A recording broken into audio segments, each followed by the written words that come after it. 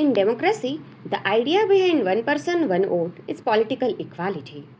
Every adult citizen gets the same formal power in choosing a government regardless of wealth, education, caste, religion, or social status. The principle is that government legitimacy comes from the people collectively, not from only the educated or powerful. But there is one prime question. If some voters are uninformed, influenced by money, freebies, caste, religion, fear, or emotions, does equal voting still create fair outcomes? This debate been existed there for centuries. Why democracy still give equal voting rights? Supporters of universal voting argues. Education does not guarantee wisdom or honesty. Poor or less educated people are still affected by laws, taxes, inflation, jobs, healthcare, fuel prices, etc. etc. If voting rights depend on education, powerful groups could misuse that system to exclude others. Many highly educated people also vote emotionally through propaganda, identity politics, or self interest. So, democracy assumes every citizen has equal stake in the country, therefore, equal political voice. The real problem is not uneducated voters alone. In practice, manipulation can affect all classes. Poor voters may be influenced by cash, alcohol, caste pressure, fear, short term survival needs, freebies. Educated voters may also be influenced by media narratives, misinformation, ideology, social media bubbles, corporate interest, communal polarization, celebrity image. So, democracy weakness is broader. Human beings often vote emotionally rather than rationally. Why freebies and money politics become powerful? For many poor citizens, immediate survival matters more than long term policy. If someone struggles for food, rent, healthcare, jobs, then rupees 1000 today feel more real than 5-year economic policy. Politicians understand this and sometimes use short term benefits to secure votes. This creates a cycle. Poverty, vote buying or freebies, weak governance, continued poverty, and repeat. Does equal voting truly create equality? Politically, yes, formally. A billionaire and a laborer each get one vote. Economically, no. Or socially, no, not necessarily. People still have unequal education, media access, influence, money, lobbying power.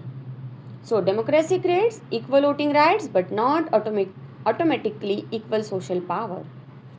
Then, what strengthens democracy? A healthy democracy depends on education, critical thinking, independent media, strong institutions, transparent elections, informed public debate, economic stability, civic responsibility. The better informed citizens are, the stronger democracy becomes. A key philosophical point is that democracy is not based on the belief that every voter is perfectly informed, but it is rather based on the belief that no small group should permanently decide who is worthy or who is liable to elect the leader, or because history shows that when only elites decide, abuse of power also happens. So, democracy is imperfect, but many societies consider it safer than system where only a selected class controls political power. Final perspective. The concern is valid. Vote buying, emotional politics, misinformation, and uninformed voting can weaken democracy. But the long term solution usually proposed is better education, stronger and independent government institutions, and more informed citizens. Not removing equal voting rights from certain groups. That balance between equality and informed decision making is one of the democracy's biggest ongoing challenges.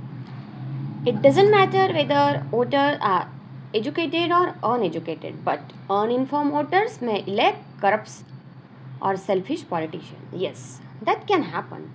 Not only because of uninformed voters, democracies sometimes elect corrupt, selfish, divisive, or ineffective leaders. This is one of the major criticism or challenge of democratic systems. But the issue is more complex than uneducated voters choose bad leaders.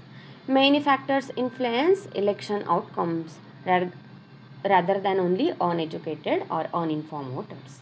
Many factors such as emotional campaigning, identity politics, misinformation, media influence, money power, celebrity appeal, caste, religion, community loyalties, weak opposition, frustration with previous governments. Even highly educated societies sometimes elect controversial or corrupt leaders. Why voters may still support such politicians? This question is real. People often vote based on what matters most to them personally. Even if we say politicians are selfish, even people are selfish. The people often vote based on their selfish motives or selfish what personally matters to them. Jobs, safety, religion, nationalism, subsidies, local benefits, anger against rivals, charisma. A politician may be seen as corrupt by some people but effective by others. For example, a voter may ignore corruption if roads, electricity, welfare, or local development improved. Another voter may prioritize identity or ideology over ethics. So, voters do not always evaluate leaders using the same criteria. Democracy assumes correction over time. One idea behind democracy is citizens can remove bad governments in future elections. Yes, there is a possibility. If corruption becomes too severe, public anger grows, media exposes scandals, opposition mobilizes, courts or institutions intervene. Voters may eventually change leadership. This correction mechanism is considered one of the democracy's strengths, even if it works slowly and imperfectly. But when it will happen? If democracy exists. But there is real danger. If voters remain poorly informed, emotionally manipulated, or dependent on patronage or uneducated, then corrupt politics can become normalized.